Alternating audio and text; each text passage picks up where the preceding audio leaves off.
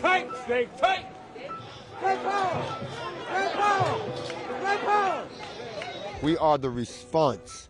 We are not the incident.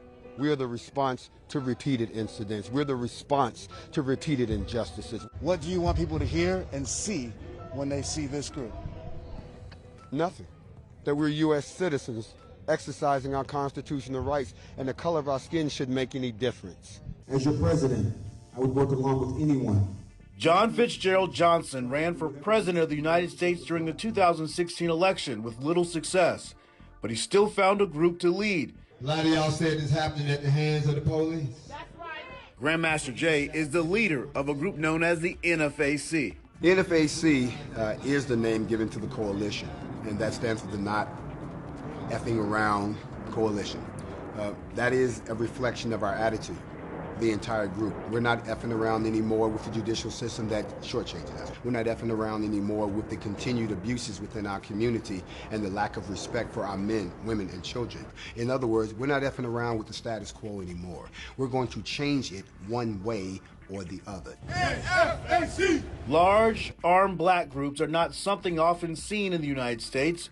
The most well-known, the Black Panther Party for the Self-Defense, was established in 1966, but has since mostly disappeared. As I said before, we're pro-protecting the black community. Started in 2017, the group operates with a top-down structure.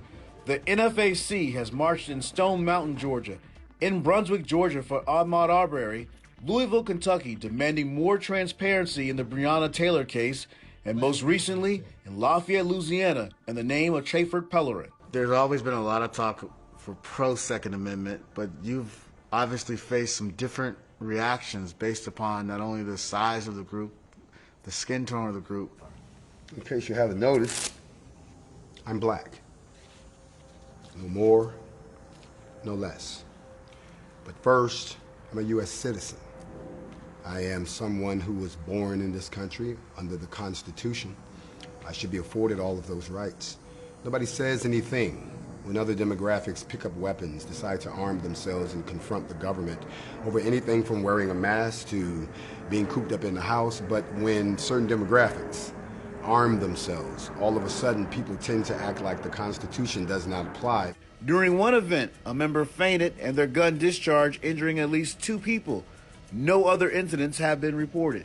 The Southern Poverty Law Center, which tracks armed groups, says it's aware of the NFAC, but does not yet have enough data to label the group.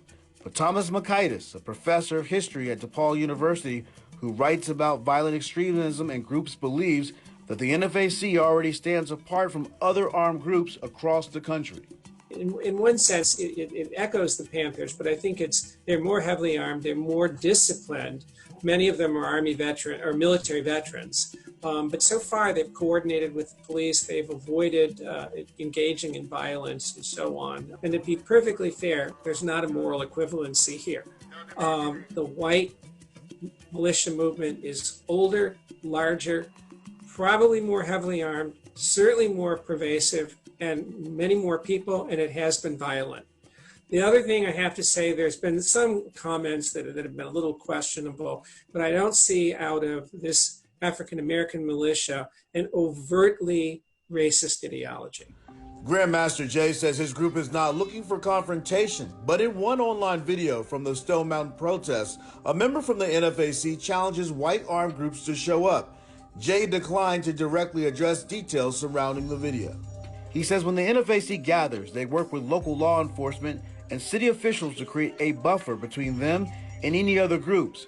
Members register their guns with the group and submit to several safety checks before marching. Law enforcement officials have told CNN the group has operated within the law during each of their marches. This country was built on guns. This country was built on revolution. This world was built on people revolting against when they can't get justice or the answer. Plenty is unknown about the group. They won't share their membership numbers or much about the group's inner workings.